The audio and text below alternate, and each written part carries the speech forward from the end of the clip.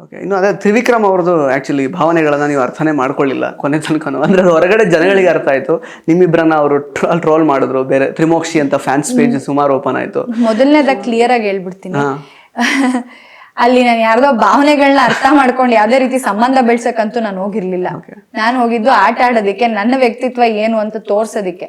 So ಹಾಗಾಗಿ ನಾನು ಅದ್ರ ಬಗ್ಗೆ ಯೋಚನೆ ಮಾಡ್ತಿರ್ಲಿಲ್ಲ, ನಾನು ಆಟದ ಬಗ್ಗೆ ಮಾತ್ರ ಕಾನ್ಸಂಟ್ರೇಟ್ ಮಾಡ್ತಿದ್ದೆ. ಸೊ ಹಾಗಾಗಿ ಇದೆಲ್ಲ ನನಗೆ ನನ್ನ ಗಣನೆಗೆ ಬರಲಿಲ್ಲ. ಓಕೆ.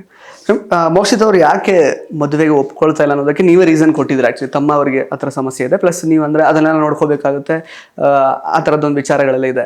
ಅದನ್ನೆಲ್ಲ ಅರ್ಥ ಮಾಡ್ಕೊಳ್ಳುವಂತಹ ಹುಡುಗ ಸಿಕ್ಕಿದ್ರೆ ಅಕಸ್ಮಾತ್ ಅಂದ್ರೆ ಆಗುವಂತಹ ಚಾನ್ಸಸ್ ಉಂಟಾ, ಅಥವಾ ನೀವು ಓಪನ್ ಇದ್ದೀರಾ ಅದಕ್ಕೆ, ಆ ಥರ ಥಾಟಿಗೆ?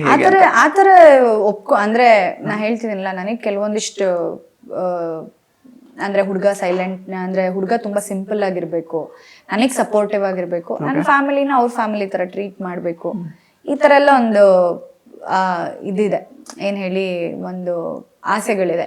ಈ ತರ ಇರೋ ಹುಡುಗ ಸಿಕ್ಕರೆ ಆಗ್ತೀನಿ. ಅದೇ ಈಗ ನಿಮ್ ತಮ್ಮ ಅವ್ರ ಜೊತೆ ಕೂಡ ನೀವು ನೋಡ್ಕೊಳ್ಳೋ ತರನೇ ಅವ್ರ ಜೊತೆ ಟಚ್ ಅಲ್ಲಿ ಇರೋ ತರ ನೋಡ್ಕೊಳ್ಬೇಕು. ನಾನು ಹೇಳೋದು ನಂಗೆ ಫೈನಾನ್ಷಿಯಲಿ ಸಪೋರ್ಟ್ ಅಂತಲ್ಲ, ಎಮೋಷನಲ್ ಸಪೋರ್ಟ್ ಬೇಕು ಅಷ್ಟೇ.